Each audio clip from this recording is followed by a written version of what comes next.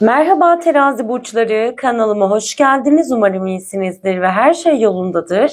Bu kez fincanımı haliyle terazi ve yükselen terazi burçları niyetine kapattım. Falınızı yorumlamadan hemen önce her zaman olduğu gibi yakın gelecekle alakalı anlık enerji destemden niyetinize kartlar seçeceğim. Bakalım fincanınızın öncesinde kartlarınız size hangi mesajları getirecek sevgili terazi ve yükselen terazi burçları.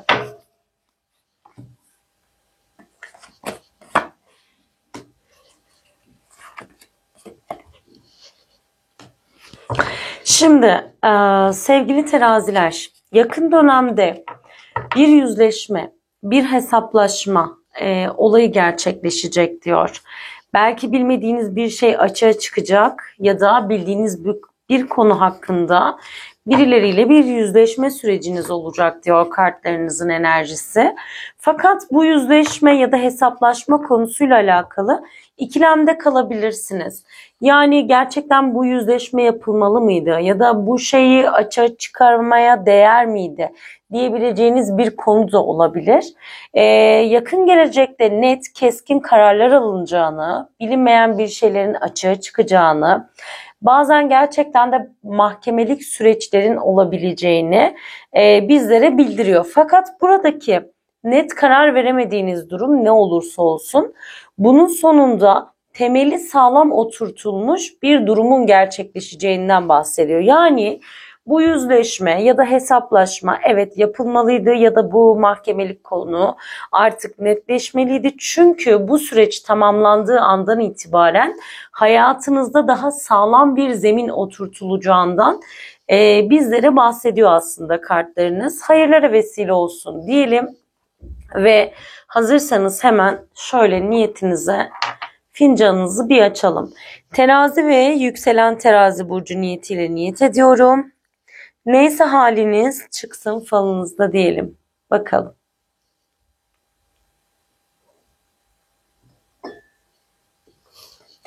Dilerseniz sizler de şöyle bir fincanınızı inceleyin. Ben de sizler için tabii ki bir göz gezdirip yorumlayacağım.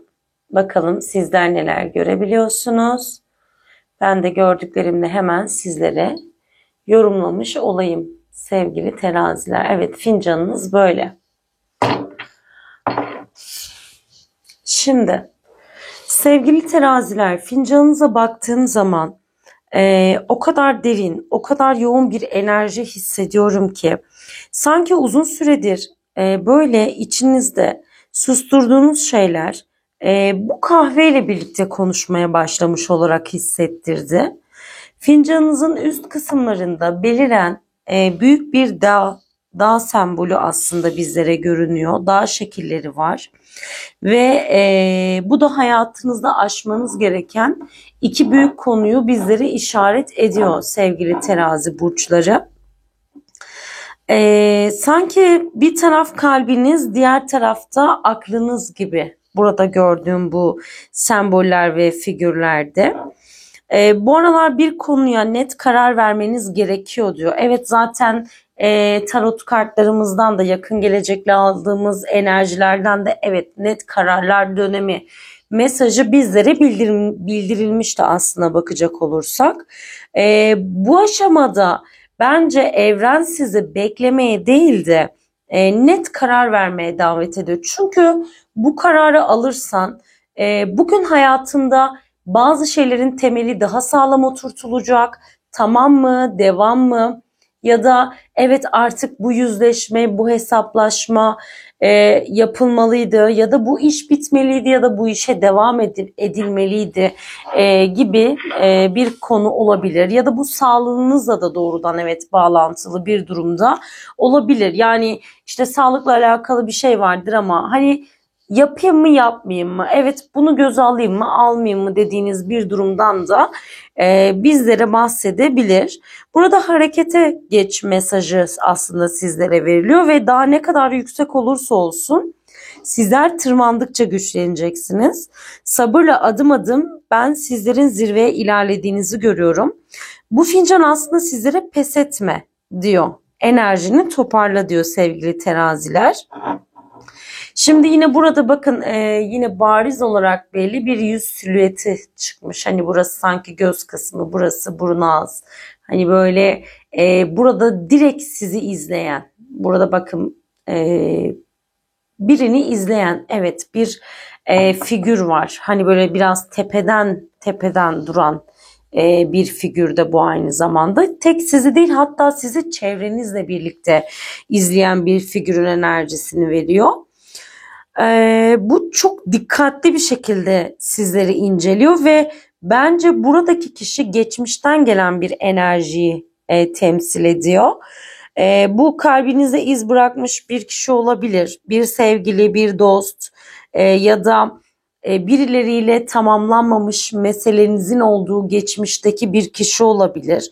Ama bu kişi kimse, tabii bu kardeşler vesaire de olabilir. Yani şu anda aslında hayatınızda bulunmayan ama geçmişte gerçekten sizin için anlamı olan bir kişiyi ifade ediyor gibi hissettirdi. Bir şeyler söylenmemiş ve bu kişi hala sizi izliyor gibi hissettiriyor. Bu kişiyle duygusal bir bağın olduğu kaçınılmaz ve bu durum her neyse aslında içten içe seni etkiliyor. Ama yüzün etrafı açık bir alanda duruyor. Ve bu da ne demek biliyor musunuz? Artık bu aranızdaki bağ çözülmeye başlıyor. Burada belki de kalbiniz size bir şeyleri affedin diyor. Sadece onu değil ama bu bence kendinizde de affetmeniz gereken, hani kendinize kızdığınız bir durumdan gelen bir kişiyle olan bağlılık da olabilir. Çünkü artık bu süreçten sonra net kararlar verip geçmişin gölgesinde değil de kendi ışığınızla yürümeye başlayacaksınız ve bu geçmişte kalan, size hala yük olan problem neyse bunu bu dönemde net bir şekilde çözüme kavuşturacaksınız gibi görünüyor. Fincanınızın dip kısmı çok yoğun. Bir şeyleri çok fazla bastırmışsınız olarak hissediyorum. Bazı duygular var, sürekli bastırılmış ve artık yavaş yavaş yüzeye çıkmaya başladığından bahsediyor. Ne kadar içinize attıysanız o duyguları hepsi bu dönemde inşallah birer birer temizlenecek. Burada bir kuş figürünüz var sevgili terazi burçları. Ve sanki böyle kanatlarını açmış bir kuşa da benziyor. Yani hani bu kanatlar da nasıl biliyor musunuz? Hani böyle kendini kıstırmış şu an tam açılma aşamasında gibi hissettiren bir enerjide. Bu uzun zamandır görmediğiniz, duymadığınız birinden gelecek olan bir mesaj, bir açıklama ya da sizi şaşırtacak bir buluşmanın habercisi olarak sizlere gelebilir.